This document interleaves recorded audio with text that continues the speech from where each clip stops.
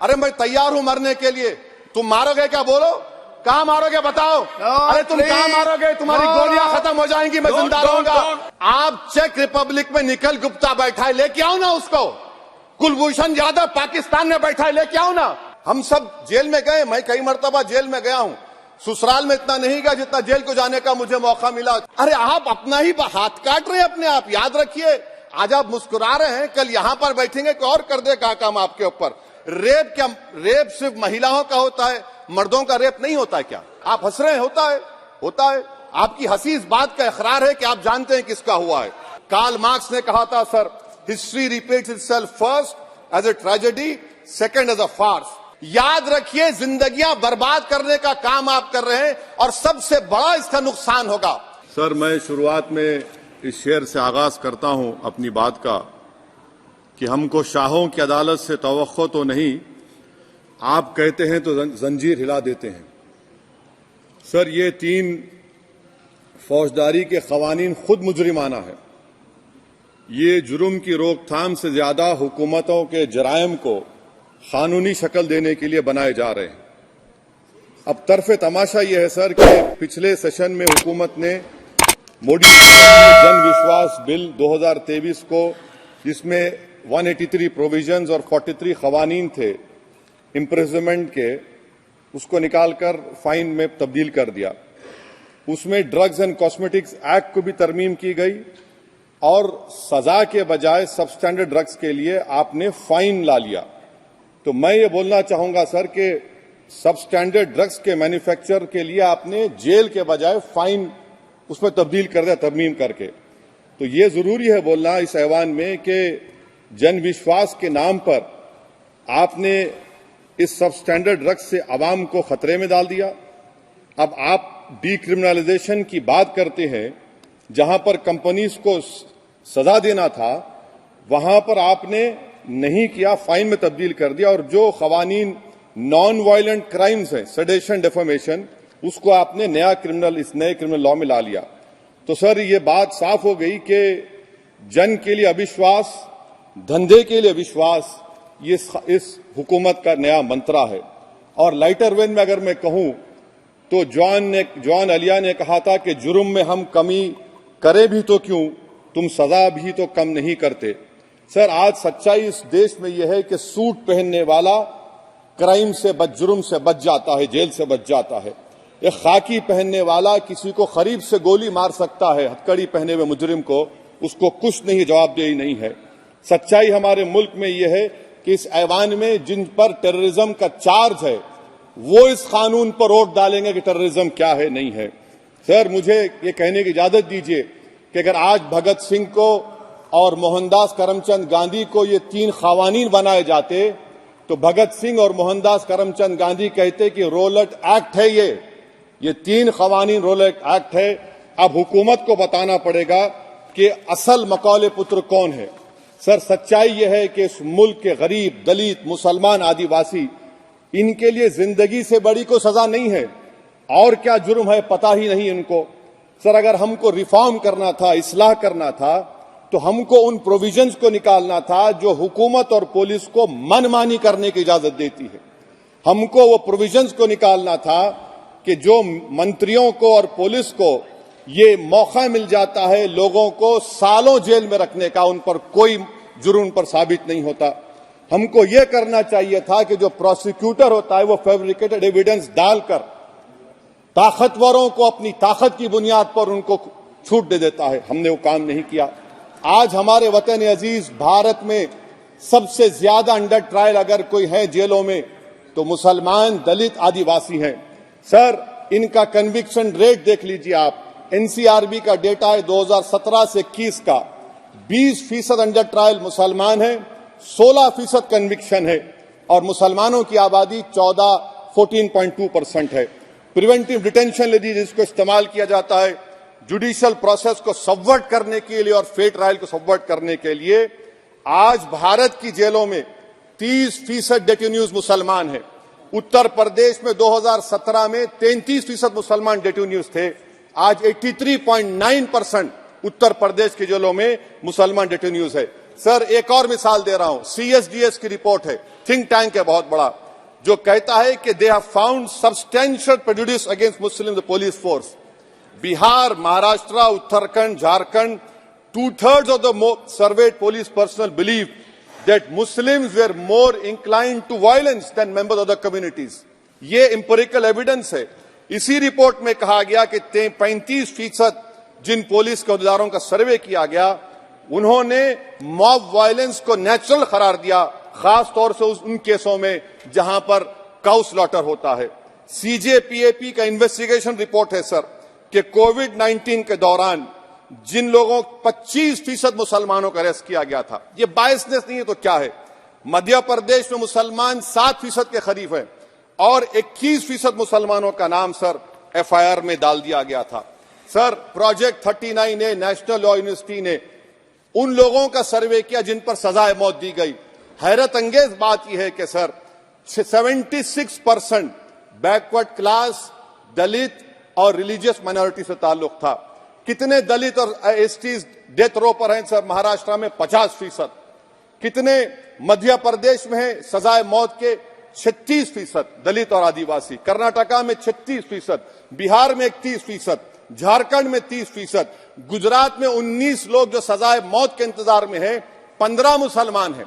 केरल में 60% जो सजाए मौत के मुलजिम है रिलीजियस माइनॉरिटीज है. सर, आखिर इस देश में कब तक ये चलता रहेगा कि अनस्पोकन रिजर्वेशन उन लोगों के लिए, उनके पास पूरा पॉलिटिकल पावर है, और एक अनस्पोकन रिजर्वेशन है दलित, मुसलमान, आदिवासियों के, इनको जेल में रहना पड़ता है.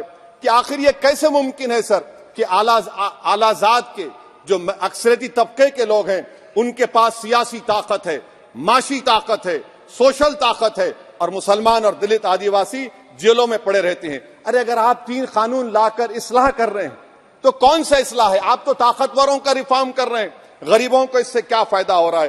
तो जैसा अंग्रेजी में कहा गया था कि the cure is dangerous than the disease. Sir अब आप आ जाइए BNSS पर, क्लॉज 187, डिटेंशन का पीरियड देख लीजिए सर 187(3) में, यानी 15 दिन से ज्यादा आपको मुश्किल है प्रेजेंटली. अब आपने प्रोविजन दे दिया कि 90 दिन तक आप कभी भी 5 दिन का, 6 दिन का, 10 दिन का, यानी 90 दिन तक किसी को बेल नहीं मिलेगी. और हैरत अंगेज बात यह है कि यूएपीए के कानून में जिसको जेल में डाला जाता है यूएपीए में, 30 दिन के बाद एक सुपरिटेंडेंट ऑफ पुलिस को कोर्ट में एफिडेविट देना पड़ता है कि क्यों आप पुलिस कस्टडी ले रहे हैं जेल से. आपने वो भी निकाल दिया. यानी जिस किसी को भी आप इस कानून में अरेस्ट करेंगे, यूएपीए से ज्यादा मैं 90 दिन जेल में रहूंगा. और कौन रहेगा जेल में? मुसलमान रहेगा, दलित रहेगा, आदिवासी रहेगा, और बेल उसको नहीं मिलेगी. तो ये खुद सुन लीजिए, तो यानी कन्विक्शन नहीं होगा, ना बेल मिलेगी, क्योंकि पुलिस कस्टडी है. ये कानून में है सर, आप मुझे करेक्ट कर सकते हैं. अच्छा, DK बासु के गाइडलाइंस को आपने अडॉप्ट नहीं किया. क्लॉज 53(1), आप ये भी नहीं कह रहे कि भाई कौन उसको एग्जामिन करेगा, तो discretion of the medical practitioner. अरे आप ये पुलिस में जब जाते हैं तो पुलिस इतनी खातिर तवाज़ो करती है कि तलवों से लेकर जिस्म तक पूरे निशानात उसके जिस्म पर रहते, और आप कह रहे हैं कि मेडिकल प्रैक्टिशनर डिस्क्रेशन करेगा तो होगा. अब आप आ जाइए सर इसके ऊपर, आपको बता रहा हूं सर. अब आप देखिए क्लॉज 187 तो आपके सामने जिक्र कर दिया मैं सर. अब आप देखिए क्लॉज 472 मर्सी पिटीशन, आर्टिकल 79 और 161 का कॉन्स्टिट्यूशन का हिस्सा है, और ये आप कानून लाकर कहती हैं कि उसकी तरफ से मर्सी पिटीशन डालेगा तो कन्विक्ट, लीगल है, अदर रिलेटिव. सर, जो सजाए मौत काटेगा वो तो आधा पागल हो जाता है जेल में. आप थर्ड पार्टीज को मौका नहीं दे रहे. ये कौन सा इंसाफ है बताइए आपका? ये कौन सा इंसाफ है आपका? और फिर सर आप ये बताइए कि थर्ड पार्टीज को बाहर कर रहे हैं. अच्छा, कितना टाइम आप दे रहे हैं? कितना टाइम आप दे रहे हैं कि सुप्रीम कोर्ट के रिजेक्शन ऑफ SLP के बाद 30 दिन और गवर्नर के रिजेक्शन के बाद 60 दिन. ये कैसा इंसाफ होगा सर? सुप्रीम कोर्ट ने कहा कि multiple mercy petitions can be filed, आपने उसको भुला दिया. अच्छा सर, अब आप एक और बात देख लीजिए. क्लॉज 479 में ये कहते हैं कि अगर कोई डिटेंशन पीरियड अपना 1/2 ऑफ द क्राइम जो ऑफेंस का पूरा कर लिया तो उसको बेल मिलेगी. आप तो उसको और खतरनाक कर दिए हैं. आप ये कहते हैं उसमें ये कहते हैं सर, यहां पर आपने कह दिया क्लॉज 187 में, सॉरी सर, ये डिटेंशन मल्टीपल क्लॉज 479 में अगर एक से बढ़ के ज्यादा ऑफेंस होगा या ऑफेंस होगा लाइफ इम्प्रिजनमेंट का या पेंडिंग होगा तो उसको बेल नहीं मिलेगी। अरे हम तमाम तो ऋषिकांत दुबे, आप पर जब केस लगा, आपने कहा कि आपकी गाड़ी पर हमला हुआ, मैं जानता हूं, आप पर तो एक सेक्शन नहीं लगा, कई सेक्शन आप पर लगा दिए गए, तो फिर मुझे बेल नहीं मिलेगी। ये क्या कर रहे हैं आप, किस लिए कर रहे हैं आप अंदाजा भी लगा रहे, भाई आज आप वहां बैठे, कल आएंगे इंशाल्लाह, फिक्र मत करिए। पावर इटर्नल नहीं होता, ये तो कुदरत का निजाम है कि जो गंदगी करता है तो उनके लिए किसी और को मौका मिलता है, मगर आपको आना पड़ेगा एक दिन। आप ये गंदगी कर रहे हैं। अच्छा सर, ये बताइए कि हमने आप किसको कितना पर्सन जो है पेंडिंग प्रोसीडिंग्स इन मोर देन वन ऑफेंस, और चार्जशीट में कई आते हैं, यानी जब हम पर केस बुक होता है सर तो फूल का गुलदस्ता आता है, हर सेक्शन होता है उसमें, तो मुझे बेल नहीं मिलेगी। तो ये एक बात है सर। फिर आप आ जाइए सर, मैं आपको बताना चाहूंगा सर, यहां पर आपको, सॉरी सर, ये इतना बड़ा बिल है। फिर आप टेररिज्म पर सर, बीएनएस का टेररिज्म सर, ये बड़ा ही डेंजरस आपने खतरनाक आपने काम किया है। इससे दहशतगर्दी का मुकाबला नहीं होगा, सिविल लिबर्टीज खतरे में पड़ जाएंगे। और सबसे बड़ी बात तो यह है सर, इसमें आपने नोटिफाई करेंगे किसी को टेररिस्ट, कोर्ट क्यों नहीं करेगा, पुलिस वाला कैसे करेगा मुझे टेररिस्ट नोटिफाई, किसी ऑर्गेनाइजेशन को टेररिस्ट घोषित कर देंगे। तो ये खुद सेपरेशन ऑफ पावर्स का वायलेशन है, जुडिशियल इंडिपेंडेंस का वायलेशन है, और इंदिरा गांधी वर्सेस राजनारायण केस का वायलेशन है।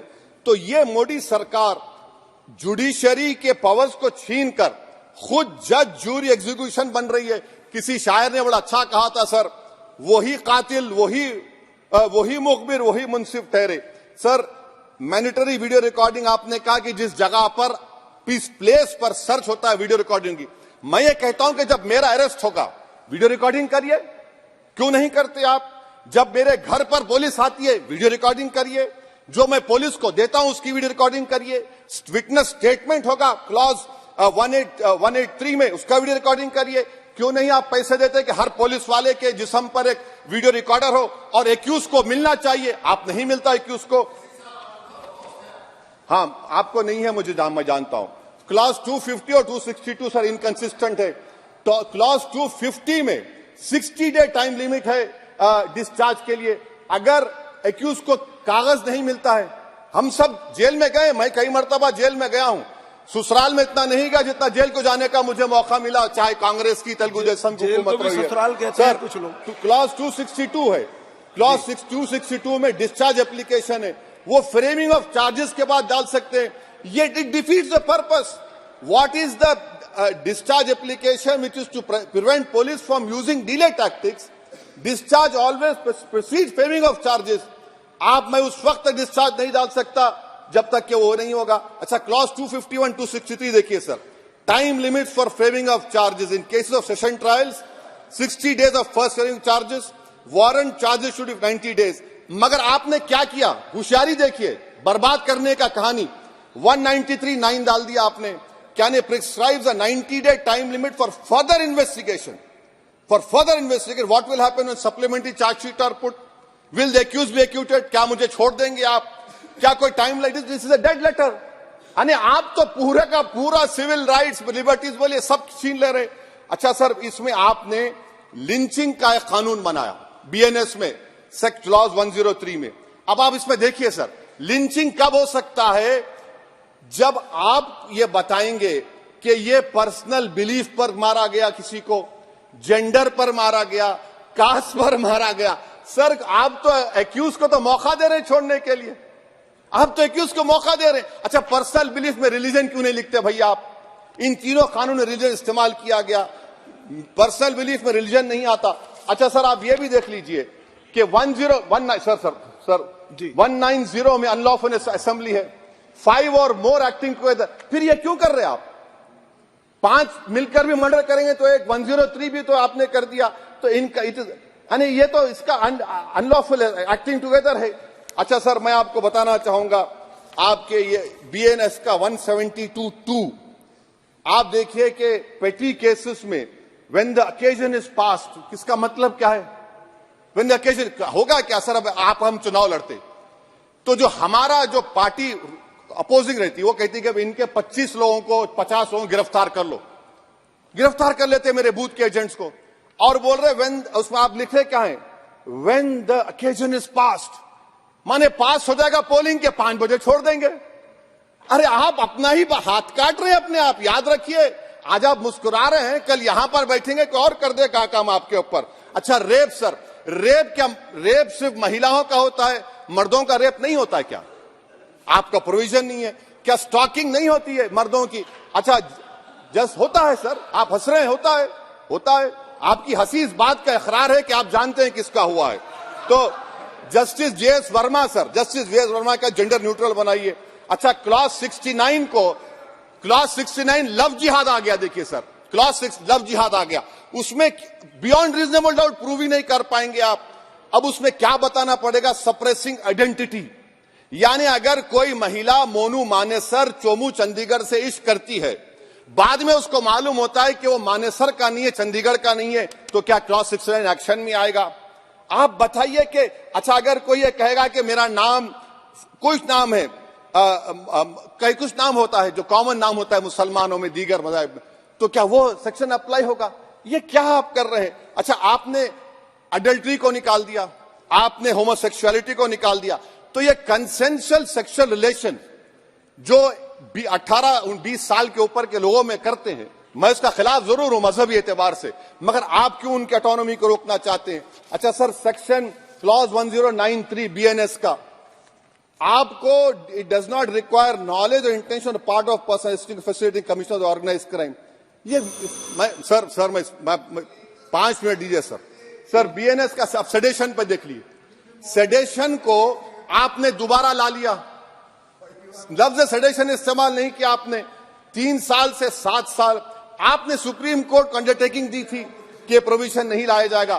तो चेयरमैन सर, यहां पर हिंदी के एक बहुत मशहूर कवि का वो शेर मुझे याद आ रहा है, मैथिली शरण गुप्त का, कि राज्य को यदि हम बना लेंगे भोग तो बनेगा वो प्रजा का रोग, फिर कहूं मैं क्यों ना उठकर हूं आज मेरा धर्म राजद्रोह।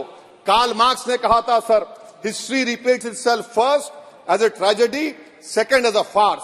आप क्लॉज 195(1)(d) देखिए, it criminalises the making of publication of false and misleading information jeopardising sovereignty integrity of India. Vague है, यानी जो कोई भी पत्रकार इन्वेस्टिगेटिव जर्नलिज्म लिखेगा आप उसको इस्तेमाल कर लेंगे और जेल की सलाखों में उसको डालकर आप सड़ा देंगे। सर मैं आपको और एक बात बताना चाहूंगा कि रैश एंड नेग्लिजेंट एक्ट जो आईपीसी में था 2 साल थे, 304, आप उसको बढ़ाकर 5 साल कर दिए 1061 में, बीएनएस 1 में। और rash and negligent driving 304 IPC में था, 2 साल की सजा थी, आपने 10 साल कर दिया। यह क्रिमिनल जुरिस्प्रूडेंस का हिस्सा नहीं है। अच्छा क्रिमिनल ऑर्गेनाइजेशन, उत्तर प्रदेश में यूपी गैंगस्टर एक्ट में एक चार्जशीट में गैंगस्टर एक्ट लगता। सर आप बताइए फिर यूएपीए का क्या होगा, पीएमएलए का क्या होगा, महाराष्ट्र मकोका क्या क्या होगा, गुजरात के कोका क्या क्या होगा? आप ये सब कानून रख रहे हैं और एक पुलिस वाले को आप ये तमाम कानून की इजाजत देंगे? याद रखिए, जिंदगियां बर्बाद करने का काम आप कर रहे हैं और सबसे बड़ा इसका नुकसान होगा। किसका नुकसान होगा? दलितों का, मुसलमानों का, आदिवासियों का। और वो पॉलिटिकल पार्टीज जो कल आज सत्ता में है, कल नहीं रहेंगे, वो बदले की भावना से काम करते हैं। सर मुझे पुलिस ने पीटा सर, 1999 22 दिसंबर को मेरे सर पर 20 टाके लगे, पीठ से लेकर पैर तक मारा गया। आपको मालूम सर क्या हुआ? तेलुगु देशम की सरकार थी, उन्होंने उन दोनों पुलिस वालों को जिन्होंने मुझे मारा था उनको आईपीएस कन्फर कर दिया। आईपीएस अरे मैं तैयार हूं मरने के लिए, तुम मारोगे क्या? बोलो कहां मारोगे बताओ? अरे तुम कहां मारोगे? तुम्हारी गोलियां खत्म हो जाएंगी, मैं जिंदा रहूंगा। अरे तुम्हारी गोली डरने वाला बैठो तुम, अरे चप्पन देके बैठो तुम। प्लीज आप बैठ जाइए। टेररिज्म का देखिए सर, आप बैठ जाइए प्लीज। यूएपीए का सर मैं खत्म कर, टेररिज्म उनको रोकिए sir. Okay please sit down. हाँ तुम गोली मार सकते, सस्पेंड नहीं कर सकते और कुछ नहीं कर सकते सर। टेररिज्म का डेफिनेशन में आप देखिए, यूएपीए का सेक्शन 16 क्लॉज 113 में आ गया, यूएपीए का सेक्शन 15 क्लॉज 131 में आ गया, देख लेंगे उसको, देख लेंगे। यूएपीए का आपत्तिजनक अंश निकाल दिए जाएंगे। यूएपीए जी, का please, क्लॉज please, 18 113(4) में आ गया, यूएपीए का क्लॉज 18 113(3) में आ गया, यूएपीए का क्लॉज 20 113(5) में आ गया, यूएपीए का सेक्शन 19 113(6) में आ गया। अरे भाई साहब, फिर क्या बचा है?